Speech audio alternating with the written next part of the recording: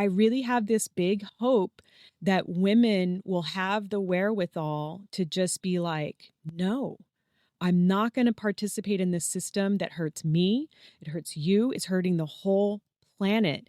That women are seriously deciding that it's not a good idea to have kids or even engage with men on this level because shit's just fucked up. They got to evolve and get with the program or I mean, we all have to, because like our starship Earth is not going to tolerate us much longer.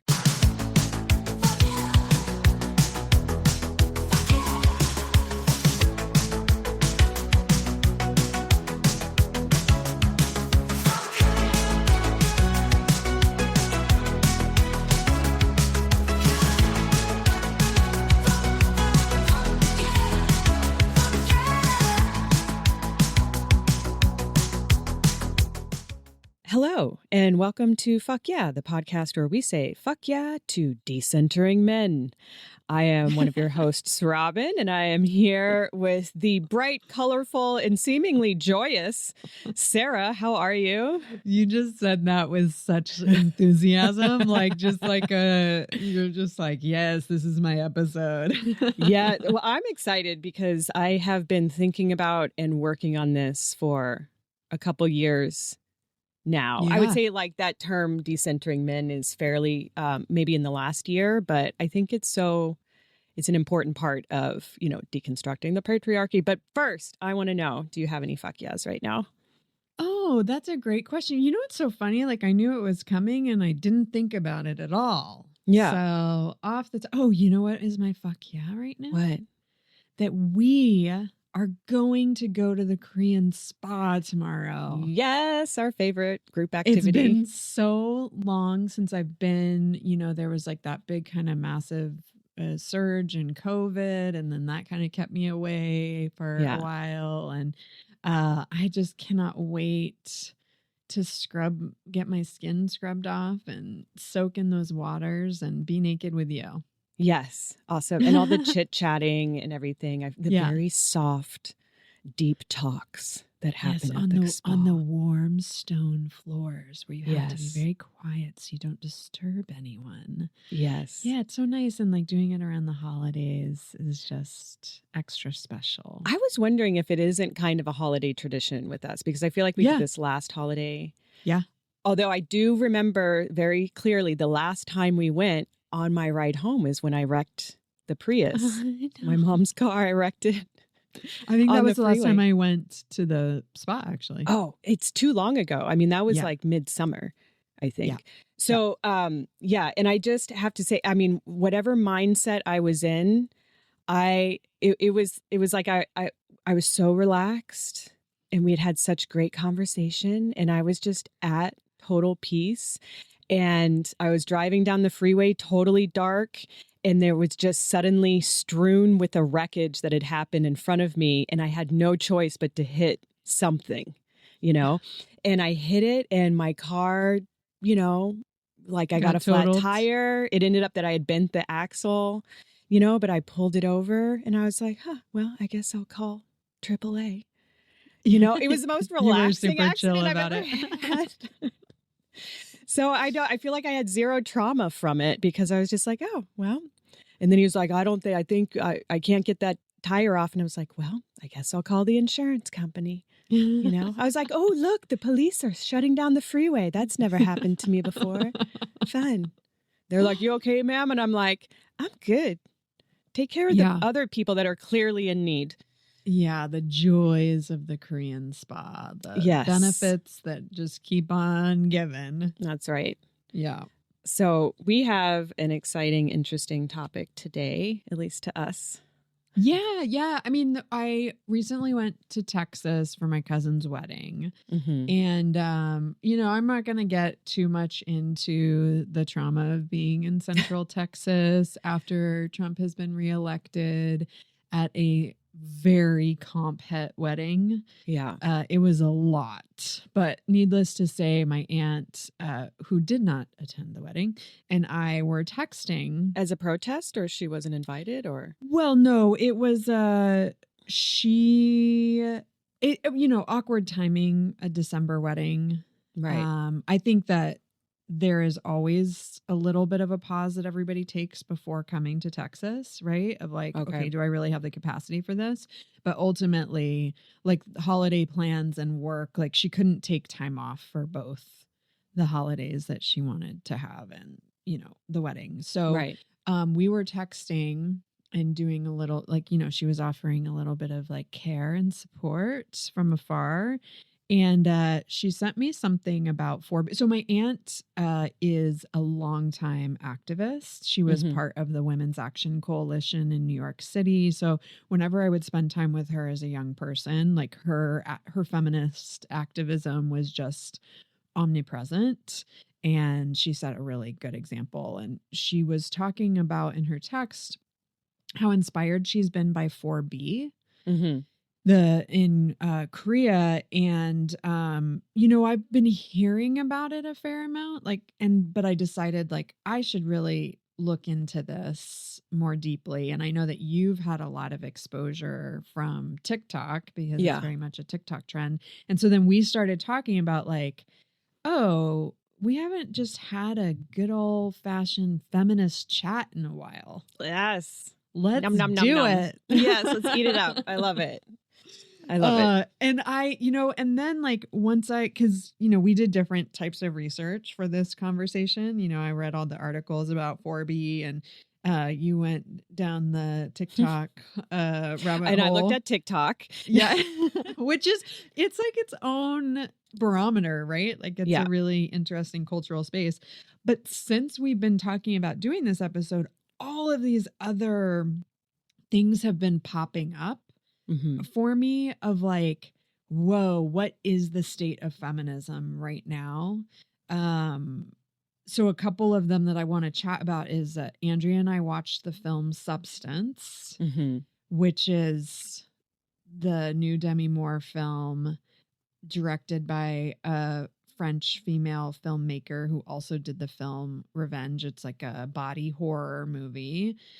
Really interesting critique on the expectations of women, but also very difficult to make it through. Giselle Pellicot's trial in France just ended, and all of the rapists were sentenced. And Kylie Kelce's new podcast came out called I'm Not Gonna Lie, I think. Not Gonna Lie. And it is now the #1 podcast, unseating Joe Rogan. And I'd love to start here because I'm curious if you know who Kylie Kelce is.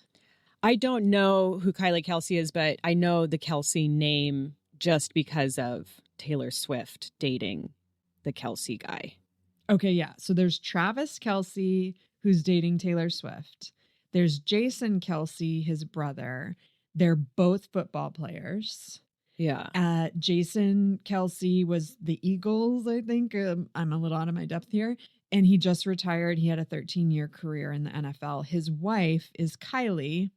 They have 3 girls together. And she's pregnant with their 4th. Wow. So they have been super thrust into mainstream awareness because of Taylor Swift's relationship with Travis. And Travis and Jason have a big podcast together. I wonder if they're trying for a boy. Well, they're having another girl because I listened to all the episodes of the Kylie Kelce podcast because I was like, I need to understand what's happening here. That this many people were drawn to go listen to her. Yeah. That there's an alternative to Joe Rogan in the form of this kind of white feminist icon. So she's pretty low key in her presentation. But she's billing herself as feminist? I think that label is being put on her because Jason and Travis are kind of like an alternative in the mainstream to toxic masculinity. They're like quote unquote good dudes. Right. But they're super upholding the patriarchy, right? Like the institution that they are integrated into the NFL is one of the most symbolic patriarchal establishments in the world. Yeah. It's like peak man, you Mm-hmm. know? Yeah, except that like Jason is like also a supporter of women's sports. Like he and Kylie. So Kylie is a high school field hockey coach and mom to 3 girls. And she's blonde, I'm guessing? She's blonde. Yep. Mm-hmm. She has very long blonde hair. She's very classically pretty, but just wears like jeans and oversized shirts. Right. But like loses her baby weight super fast. I mean, I don't think that she's someone who's been necessarily particularly intentional about how she's going to present in the limelight, but she's been part of a sports family. Yeah. She like nurtures the relationships amongst the wives in the, you know, like team environment. She's very pro woman. Right. But I'm just going to, and this is just all of my judgments I'm letting out right now. Okay, yeah. And assumptions. Unload. But I feel like there's like this pro woman within this like hyper heteronormative space, possibly. I don't know. It feels like she's really doing well within the trappings of heteronormativity. And white supremacy and capitalism, you know, it's like I'm living the most wholesome, you know, feminist life that I can within this structure that I'm not going to question. Ding, ding, ding, ding, ding. This is Judgment what wins is again. so interesting is that she has carved out a space that is not like actively toxic towards other women and very much in support of other women, and is, you know, the name of the podcast is Not Gonna Lie. So there's like this quality of like, I'm going to give it to you straight. You know, in the first episode, she's talking about like how an article picked up that she mentioned that she curses in front of her kids every day. Like that's the big controversy around her, right? Right. And that she's like, no, I don't curse in front of them every day, but yes, I do. The words that they consider to be bad words are stupid, or shut up. Like those are the words that aren't allowed in our house. So like she is trying to do the best that she can with the platform that she has. Right. And is so palatable to this like mainstream audience that wants women to stay within their prescribed gender roles. So like the reason that this podcast has become number 1 makes so much sense to me because thank goodness there's an alternative to Joe Rogan, right? Like he's so toxic that like having some things that are out there, media that provides an alternative is fantastic. Yeah. Yet at the same time, when asked, you know, you watch the kids when Jason is podcasting with his brother? Is he going to watch the kids when you're podcasting? And she goes, okay, how am I going to put this so it doesn't sound bad? No. Right. And then explains why that's reasonable. Right. Mm-hmm. And explains so the justifications she has for that. Yeah. Yeah. Yeah. So like here I am empowered in my gilded cage. Exactly. It's the gilded cage thing.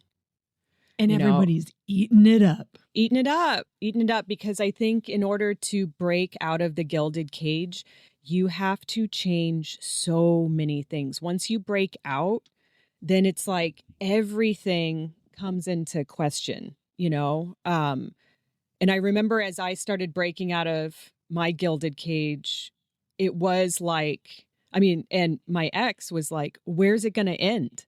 Where does it end? And I was like, I don't know. I don't know how far down the rabbit hole I'm going to go or how deep the hole is, you know? But it's like once you start picking off the patriarchy and the white supremacy, you're like, oh, fuck. It's in every aspect of what we're doing. Or like my auntie who recently, you know, came out later in life was feeling frustrated with one of her sisters about who's very much still, and will probably always be like involved heavily with the church and the family and all of this structure that they were born into, but was getting frustrated with her for not being like more supportive or for like questioning certain things about her new life.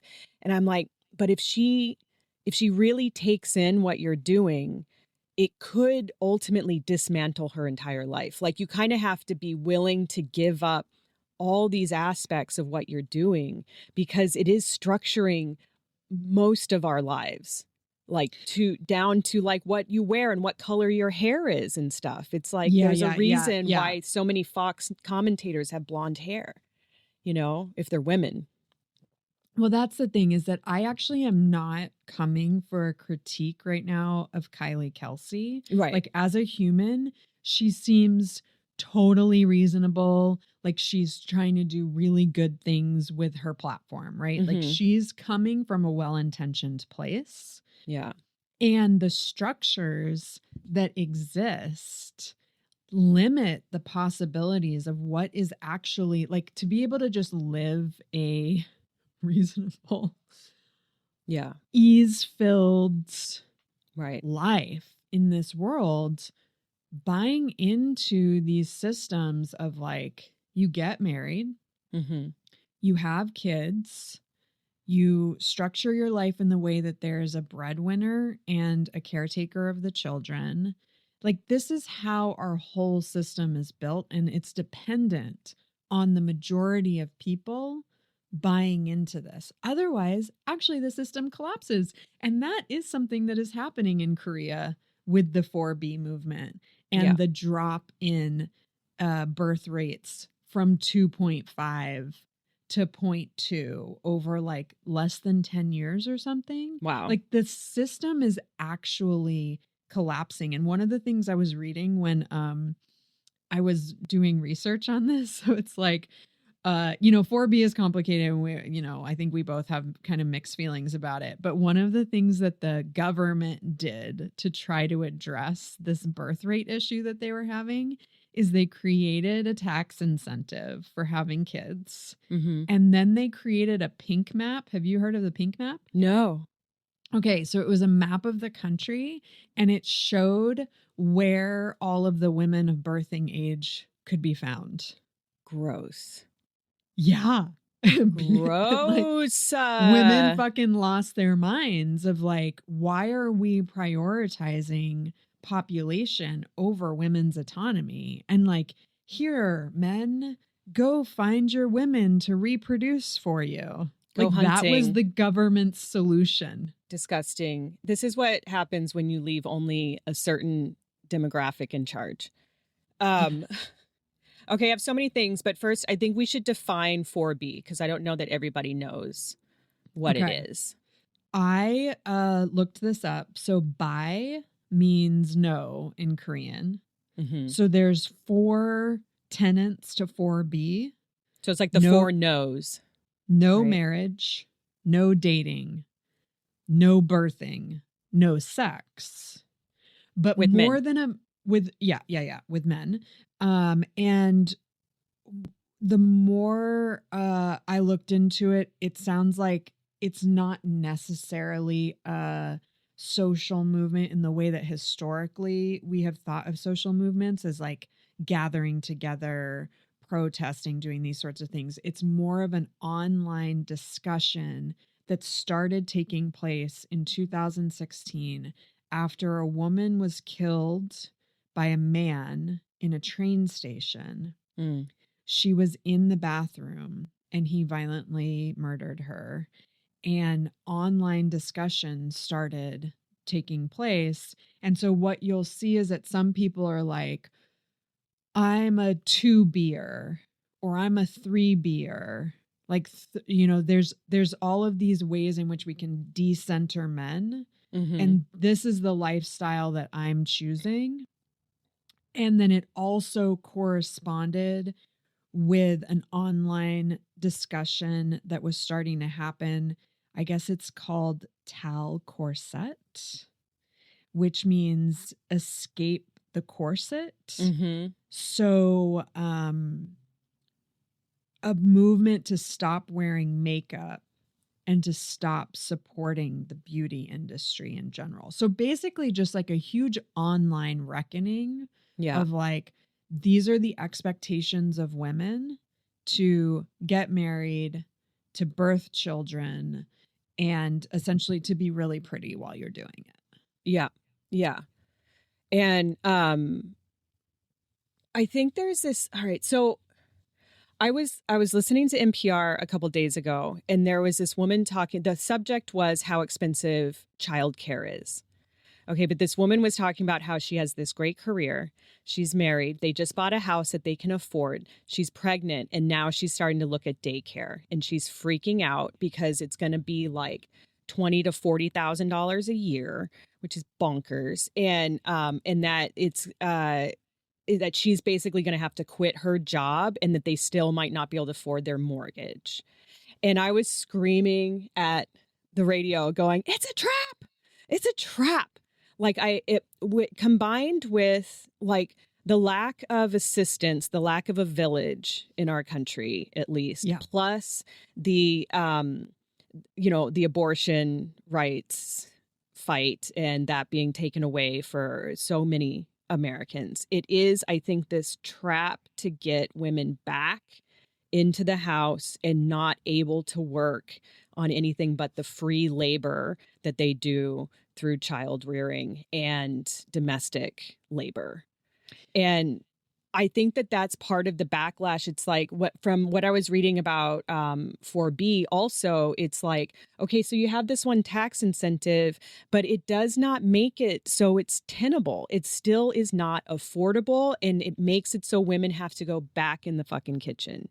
And it's like, we've seen what it's like to earn our own money and to not be the servant of our families, it's just like, so I think that's part of the thing around getting to this stage now where it's like the quiet quitting, where we're just not going to participate in making men the center of our lives anymore. It's like, you're not the main character, which was, I think, a big problem in a lot of like couples therapy right now, is where it's like often, and there was an issue in my marriage of like, you behave like we're all part of your life, but you realize that there's like other people's lives going on at the same time. Like, we're not just part of your life, you're part, and it's just this, I think, mental leap that is happening culturally now, where it's, as you go through deconstructing patriarchy, there's so many layers to it. And I think we're at this spot now where we've realized that, okay, women are able to work and able to do so many different jobs and everything. It's still not equal, and there's still lots of things that we're kept out of.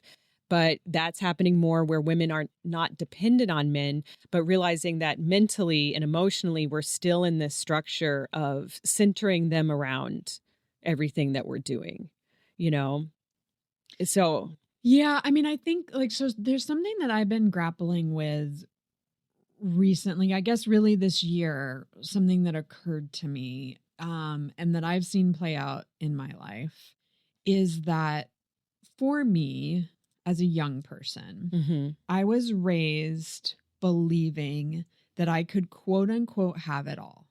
Right. Which meant like, the feminist movement has fought for you to be able to have, a career, your own credit card. You can, but you don't have to get married, these sorts of things. And you also get to have the family. Right. So I grew up with this idea of, I want to have it all. I want to have the career. Yep. I want to be a mother. But the system is not built to support that. Nope. So my journey to quote unquote having it all has been rife with just like, basically, I feel like there's no good option, because while I have decentered men for my entire adult life, the struggles of trying to maintain a career while also being a parent have just meant that I am completely drained. Right. And like spread thin. It's like, I think the issue ultimately is around dismantling the capitalist system of the nuclear family. Because we cannot do the nuclear family and have both parents working. And frankly, one person not working also doesn't work because it's too much labor at home. And it's just this expectation that it's normal and natural for women to do that or for one person to do that. And it is, I went crazy. You know, like I had a nervous breakdown because of it. And maybe it's just that I'm particularly incapable in that aspect. But I know Unlikely. other people can do it, but I was not able to do it. It made me crazy. And but also your community is not like, I mean, that's the thing. I think the way that people can make it work by being home with their kids is that they exist in a community that is all in service of their kids. Who and their exists husbands. In that community though? I mean, some people apparently do because, you know, millions of them are happily listening to Kylie Kelce and, I don't know, you know, if they're happy. I mean, maybe it's just my own delusions or happily listening. Right. Like, but it's like she has a massive amount of money. Right. And it's like you're saying, I think it's almost like this aspirational American thing where it's like we're all just hoping to be a millionaire one day. And working real hard to do that. But the trick is actually it's a pyramid scheme. And the harder you work, the richer you make them. Yes. You know? Well, and I think something I'm hearing from what you just said is like all paths lead to this need for the villages. Yeah. You know, that like this like huge separation that we've done, like your and my paths are really different. Yeah. And we've ended up in similar places in terms of how we feel about our life. Yeah. Yeah. Yeah. And I think like this woman on NPR was just like, where's the village? Where is the village? And this is just a upper middle class woman being just sticker price shocked by what it's actually going to take until the kids in school. You know, and even then it's just like so much I just really feel like it keeps us working constantly. Yeah. And too exhausted to make much change. And that really serves a certain group of people. Absolutely. You know? I remember when I first started looking at childcare for Ruby, I was like, oh, I'm definitely going to be spending more a month than any apartment I have ever lived in up to this point. Like without having a child, I was able to shelter myself for the cost that it came to have someone take care of my child while I was at work. And I will say also, childcare workers are incredibly underpaid. Yeah. You know, they should be high level professionals. They have one of the most important jobs in the world, are totally underpaid. But as a group, we should be pooling our money together. It behooves childless people to have the children in their neighborhood raised well by people that aren't completely stressed out and underpaid and at their wits' end.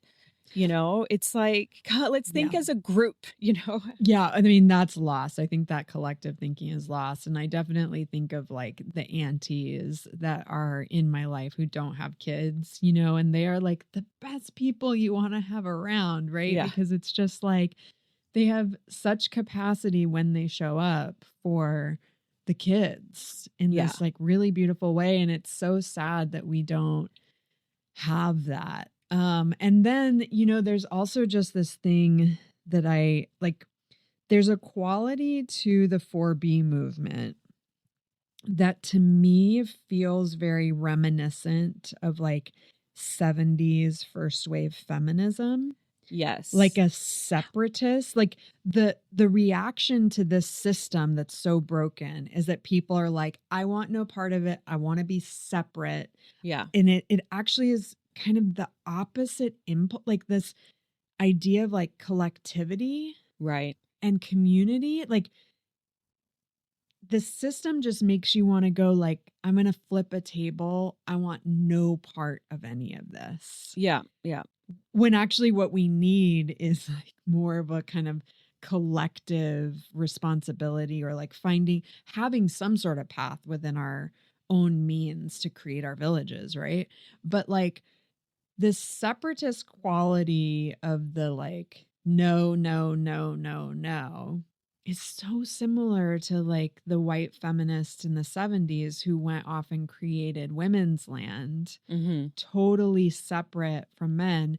Yes, some of them took their children there and I think had, fairly nice lives. Like I'm not, but there's something that emerges out of that, which is also can be really toxic. Yeah.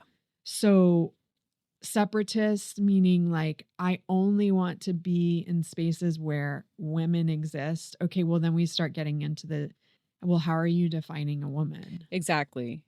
Are trans women welcome in your space? Right. In most cases, no.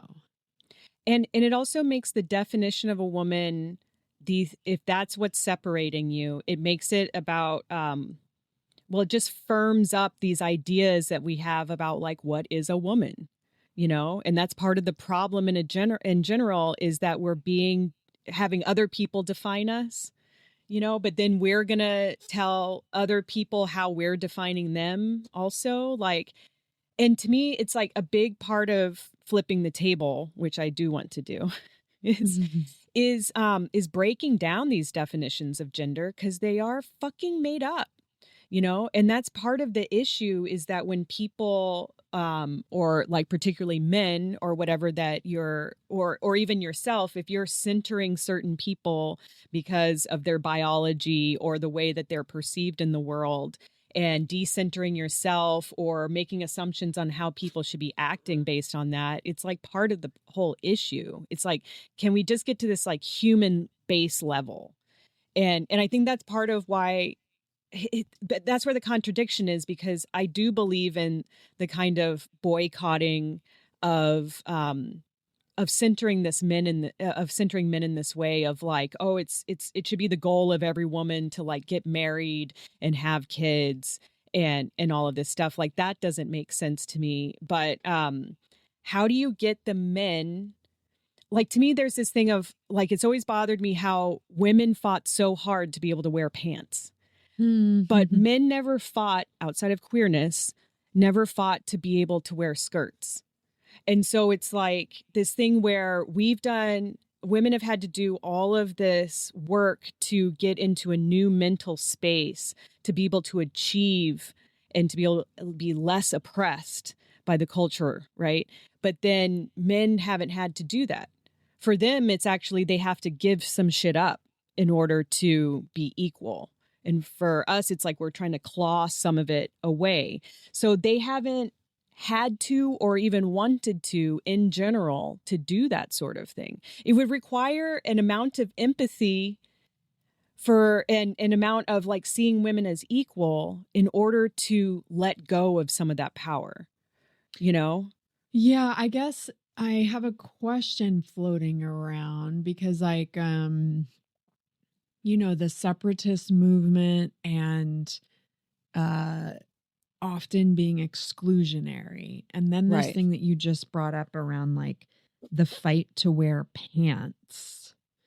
Do you think there's something about like replication that is a bit of an issue? Like some of the inclinations, feminist inclinations, white feminist efforts have been about replication. So like carving out a space where, we have the power that sort of mimics the power structures in certain ways, or like trying to adopt the behaviors of men because they've been successful within the power structures and still trying to work within those power structures to like find your own success. Right. You're talking about like I mean, it was very like my mom's whole second, and she didn't identify as feminist, but it's like she was just wanting to take that father place. You know, she wanted to be the guy who goes to work, brings home the money, and then hangs out with the kids a little bit before bedtime. You know, I mean, it sounds pretty sweet, right? sounds fucking awesome. But then we were like alone all the time, and it was chaos when she wasn't there. Yeah, You know, because we needed somebody. But yeah, I mean, it just leads into like turfdom. It leads into like continuing patriarchal structures, but now there's like a woman that's in that position. And I think what's hopeful to me, like when reading a little bit about 4B and the decline in population and people freaking out about the population declining. And I'm like, isn't that good though? And it would be like, oh, well, the economy. And I'm like, yeah. And I do understand the thing about aging populations and if the elderly population is so much larger than the young, how are we going to take care of them and all of this stuff? But it does seem like eventually that would work itself out. It would be a multi-decade issue, and then those people would be gone, and we would have this smaller population that would be better for the earth, that would be easier to manage, and possibly it's like the fuel for capitalism is making these new workers all the time. And there's been a couple of Republican politicians that have talked about like, well, yeah, we need the workers. And I'm like, how dare you think of them that way? Yeah. No, absolutely. I do think that there is, you can find upsides to this kind of upheaval. It's going to be very uncomfortable as we live through it in our generation. But like the systems that have been built, like the globalization of capitalism, like the industrial kind of manufacturing dependency that we have crashes if you don't have people to continue to maintain it. So like the way that things are built and structured right now, constant growth is needed. Right. And it's fucked up because... And if the population starts declining, then the system crumbles. And I agree with you. Like if you zoom out, like there's some real benefits to that. And it's going to be very, very challenging. Very painful, I think. But it's like we're in this, like the capitalist structure is a patriarchal, white supremacist thing that is a pyramid. The problem is not that there's not enough. It's that it's being hoarded by people that have not worked harder. You know, it's not about that. It's that they have more people whom they're able to take the wealth of their labor from. So it's like that's a pyramid structure. And I think, and you were talking about it one time, how the ancient societies used to be structured is this matriarchal structure that is, I don't want to say circular. What's that? It's not circular. Cylindrical. Circular. No, it is like literally there's like an inner circle of like children and women and then an outer circle. Right. And so it's like if you are putting in the center of your society those that need the most, which would be children, elderly, whatever it is, women that are recovering from childbirth, whatever that is, they're in the center and we're all working towards helping them. The most able-bodied among us are doing the other things. Anyway, I think that it's possible in my highest hopes that eventually, in however many decades or centuries from now, that the collapse of the capitalist system, because this idea of constant growth is not sustainable. The earth is telling us, fucking stop it. Our populations. And now I really have this big hope that women will have the wherewithal to just be like, no, I'm not going to participate in this system that hurts me. It hurts you. It's hurting the whole planet. That women are seriously deciding that it's not a good idea to have kids or even engage with men on this level because shit's just fucked up. They got to evolve and get with the program or I mean, we all have to, because like our starship Earth is not going to tolerate us much longer. It's not that she's going to be gone. It's that we will be gone, you know, and she will still be here and make a new whatever. There is something that I do find very appealing about, like, I'm like cheering from the sidelines of like women who are choosing a lifestyle that decenters men for sure. But there's something about what you just described that like really lights my whole chest up of like, yes, thinking about this like communal. I mean, we were talking about it with Lisanne like 4 episodes ago of just like this village living where there are shared resources. You center the needs of the collective and that there are opportunities to raise children and, you know, carry on the species, but just in a way that is more sharing of resources and less taxing on resources. And there's this thing I came across as I was doing my reading about 4B that made me think of like the separatist urge has been there from like the beginning of time, essentially. You know, I studied theater in school and was a little bit of a theater nerd for many years of my life.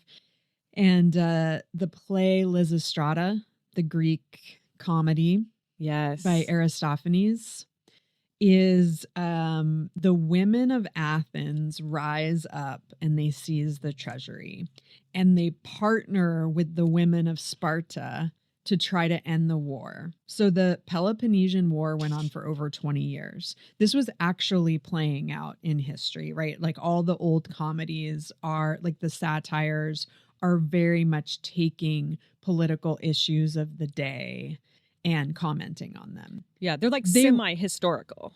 They are semi-historical. They were written by men. They were performed by men. So this is like a very skewed lens, right? But even back then, you had a male playwright writing about that women. So in the play, what they do, the women of Athens and Sparta go on a sex strike to protest the war. Yeah. And they're able to actually end the war because they have chosen to stop having sex with men. And it is the only thing that finally breaks through to end the war. And I just think that it's interesting that when we see women's power, you know, this is a play that has lasted through centuries, right? And it's like women's power is essentially in the modern age rooted in sex. Yeah. And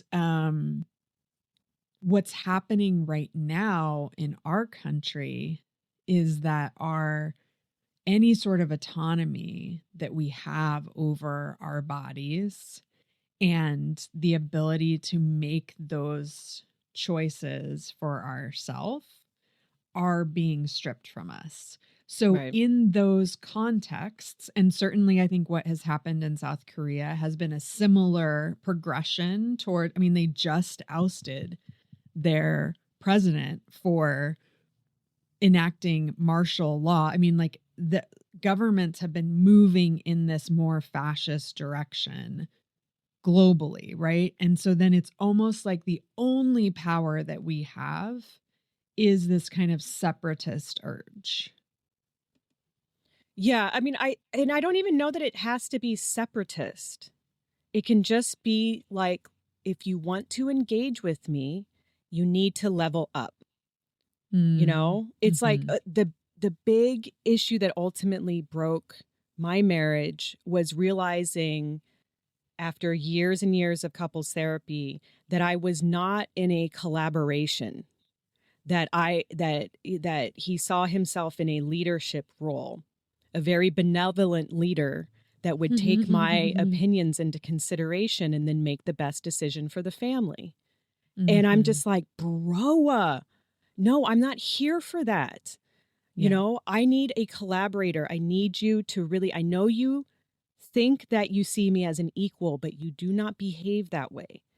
So take a deep look.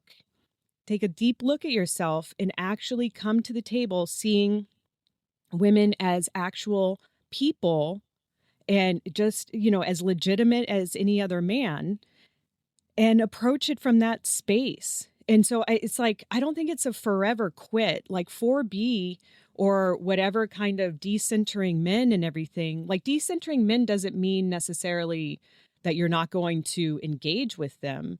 It's that you're not going to make it a primary part of your life to, make your whole world go around them. It makes sense that my ex felt like he was the leader because at the beginning of our relationship, I acted that way as well because I had not deconstructed my own shit in that regard. And I know I have a lot more to deconstruct, but it's just like we both had this conditioning. And I think women, feminists are doing a lot of work to uncondition themselves. And I think that's part of what it's like. You can tell me about the Kelce podcast, and I can make a lot of assumptions about what she looks like and how she's engaging in the world because we're all part of that conditioning. And she's doing a really good job of being like a well-conditioned person. You know what I mean? And I'm just like, if we got to get out of this just because having it's like just being slightly progressive, right? So that you can feel good, right? Like you're like, oh yeah. Let's like get these little wins, but it's not transgressive, Right? by any means. And like what you're describing is really transgressive. It's got to be a fundamental change in how we interact with each other, and to even realize that there is conditioning. Like my ex doesn't like me to talk about like the patriarchy. He doesn't believe that it exists. And it's like, I can't believe we were ever together on that level. You know what I mean? It's like blows my mind. So there's like a large portion of the population, a lot of people that listen to Joe Rogan and shit, who would even argue that there is an issue. What is even the problem? And you can tell them all of the problems and then they'll just try to pick it apart because they don't want to believe in it. And that I think is like, okay, I see where you're at. You do not want to change. So I cannot interact with you on that level. So level up or population going down the tubes. All right. Because also if they leveled up, a lot of this population stuff would also still be happening. There would still be a lot of people that are like, I don't know if I should have kids, Like if we're not going to have this village. And so it just kind of forces the issue. It's like the conditions are not right. And I think it's actually when you're in the body that has a uterus that can, host life in that way, you do really have to think about like, is this the right place and time to bring kids into the world? And I seriously, like my last child was born in 2016. Right before the election. And that actually really shook me. And then a lot of the deconditioning started after that. And a lot of like just thinking about the world differently. And who I am now, would not choose to have children. I love my kids. I'm so glad that they're here. I don't think it would be a good choice for me now, for so many different reasons. But it's like, if we're the people that on some level, even though they're trying to take this choice away from us, have the choice about when and if we bring life into the world, we need to be satisfied that it's a good place for us and for the people we're bringing in. Yeah, I like this. The conditions have to be right. And that is something that is really interesting about what's happening in Korea. Even if it's just really like online discussions and people making personal choice, like women making personal choices that are different than what they have, been prescribed. Like the conditions, the context of the world right now is such that existing as a woman, as a queer person, as a trans person, as a Black person, like it's not an environment that is nurturing to us. Yeah. Because like within all of the like heaviness of like, who do we bring into the world and all of that. But a big part of the decentering men also is realizing that a big part of how women show up in the world, and a lot of times even like queer women, is how attractive am I to men, you know? And I don't know, like I was talking with a gay friend recently who has always been like the pretty muscly boy, and now he's like mid 40s and he's having like a huge identity crisis right now and really losing his sense of worth. And I'm like, babe, become the daddy, you know? But he wants to be the person that is attractive to men. And for me, a long, long time, that was like a really big struggle, is like, if I'm not presenting myself in a certain way, then my value goes down. And that's a huge part, I think, of deconstructing all of that.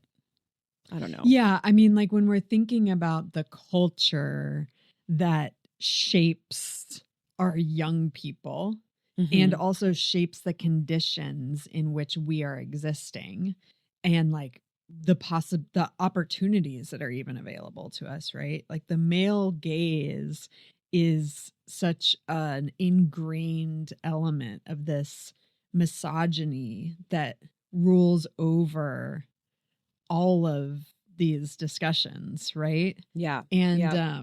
the movie that Andrea and I watched this week, The Substance, we've been waiting to see it until we could watch it at home. It came out earlier this year, and it was so intense. You know, the premise is an iconic actress who's aging, and, you know, you've got Dennis Quaid playing opposite Demi Moore, and he is grotesque. Like the shots of him are super close up. Like he's probably the most filled. Like his fillers are really prominent, and he's like eating in this really Oh, grotesque way, and you know, explaining to her how like after 50 it just ends, and that's kind of where things jump off from. yeah.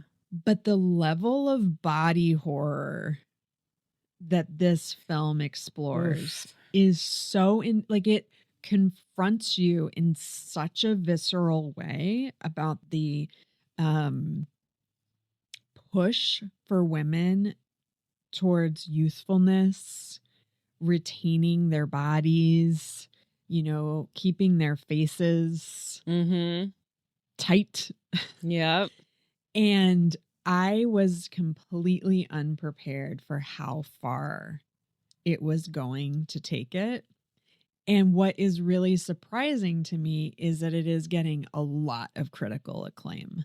Hmm. Like I felt physically ill watching the movie, and you know, like I love horror. Yeah. And I was like, wow, what a contrast to like, there are so many things coexisting at once right now, I feel like, in terms of the like, you know, uh, Kylie Kelce of it all becoming really popular, but then this film also resonating at such a big level, and the fact that even like Demi Moore would do it. And the Right. director, I was reading about it, like kind of trying to come down after watching it, and they knew that they needed to get a really iconic actress. Yeah. And She Demi seems Moore, ideal. what yeah, is perfect, but they were like, there's no way we'll ever get her. And she really liked the concept, right? Like she's someone who She has gets it. been, yes, she especially, I think it's like in conversation with her personal narrative Yeah. as well. Yeah. Like everything that she went through when she was dating what's his face, like dating a younger man, and the Yeah. scrutiny and all of that. Like she has gone through the body scrutiny. But what was interesting to me is that the director had to sit down with her and be like, you have to understand how hard it is going to be to film this movie. Like the film is brutal. And so she was talking about like just the daily conditions of like having, they like create a monster at the end that you like, I'm sure Demi Moore was somehow like like wrapped up in this huge monster creature in some like super into, like it was probably very physically taxing to do Yeah. this film, because it's just really visceral. Just you talking about Dennis Quaid eating, I'm like, "Bleh." So I'm glad that you're able to watch this sort of thing. I don't think I could actually physically do it. But do you feel like it's a little bit like the shadow side of the Barbie movie? Yes. Yeah, I think that that's a really interesting way to think about it. I think the other film I've seen from this director is called Revenge. Mm-hmm. And it was also another one that, like, I didn't realize going into it that it was the same director. Like, I probably would have been a little bit better prepared if I had known that, because that was an intensely, like, Yeah. body horror isn't exactly my thing. But she's so relentless in her message Yeah. that she is using, like, she's pushing to the extremes of the medium to deliver her message, and really takes the viewer there, because it's a blunt object.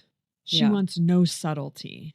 Yeah. Whereas, like, I think when we were talking about Barbie, Right. it was a little bit like, you could just enjoy the flavor, you know? Yes. Like, it is all wrapped in this beauty Right. that sucks you in, and the substance is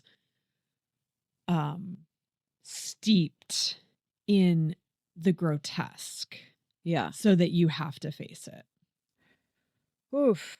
I feel like a movie that might be in between the two. I did, like, after watching the Barbie movie, I saw Everything Everywhere All at Once on TV, and I was like, oh my God, this is the same plot, but in a totally differently done way that's much more like visceral. But this substance sounds like even more so. But isn't this like ultimately like what we're talking about with 4B, which is of course why you're bringing it up? But it's like sometimes there's this like kind of blunt message about it, but I think the message is kind of happening elsewhere. When women have the choice, they're gonna make a more discerning decision about whether or not it's actually the right thing to do. And by choice, it's not just whether or not you have birth control or abortion access, but also whether or not you're able to conceive that you have a choice, you know, because a lot of people, I think, don't realize that it's just part of their programming. And then I get married and then I have kids, you know? So, but when you realize there's a choice, I think a lot more women are going to say no because the conditions are not right for them personally and for the earth. And I mean, I will say, like, when you start getting really specific, or I should say in touch with, like, what you authentically want. Yeah. It is harder to achieve. Yeah. But it is it's a worthwhile endeavor, but it's not like the path is already cut for you. And so it's like, in that way, I have some empathy for, like, I just want to follow the well-worn path. I did not understand that at all in my 20s. Like, I was like, fuck this. I don't want this. I want something totally different. And now I'm a little tired, and I'm like, okay. Like, I guess I can understand why some people need the well-worn path, right? I will say, though, that the authenticity path, it may be less traveled and more difficult to navigate, but I do think the joy and the inspiration and the drive is so much stronger. You know, it's like the struggle becomes more fun. And you know what? It's going to come knocking on your door. Yep. No matter what. I mean, I thought I was a very authentic person. And I think outwardly people would say, like, oh, look at that big weirdo. She's living her life. But I just got so caught up in what I was supposed to do, and it nearly crushed me. I was like, if it was the 50s, I would be that woman that got committed because I was just crying instead of doing my housework. Yeah. You know? And I'm just like, and you can, if you look back through history, I think you can see how women have, you know, even though they think they're supposed to be able to do this, and be this kind of person, it breaks you down because you end up just living for other people.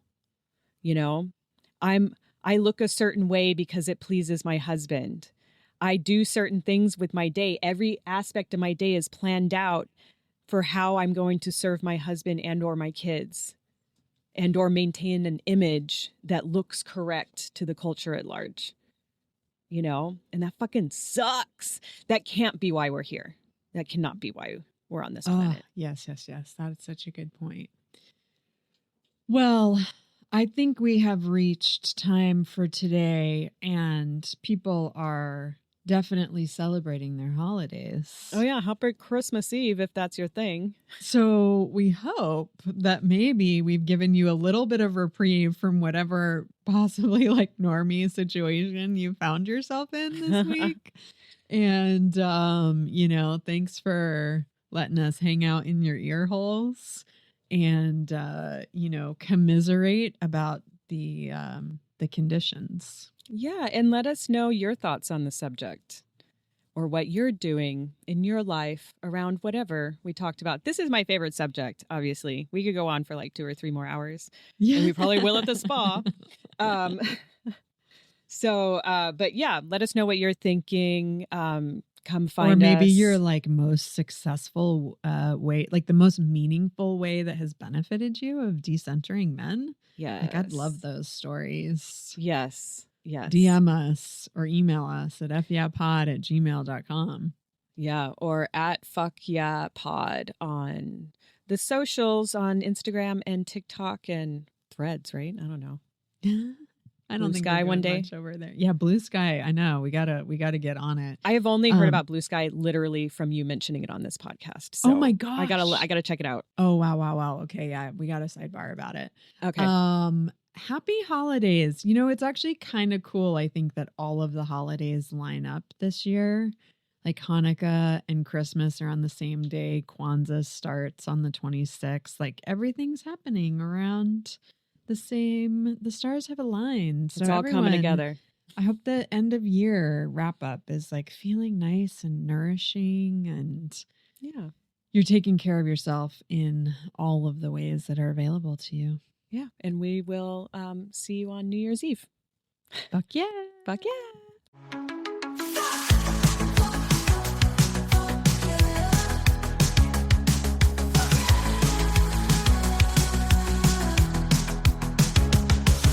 Thank you for tuning in to Fiercely Independent Media. Fuck Yeah Podcast is hosted, edited, and produced by Robin Jennings and Sarah Tom Chesson, also known as my mom. Theme music by Suno AI. Your support means a lot. You can give to the show and receive perks at patreon.com/fuckyeahpod. You can also rate and review the show or share it with a friend. You can reach us at fyeahpod@gmail.com. Bye for now.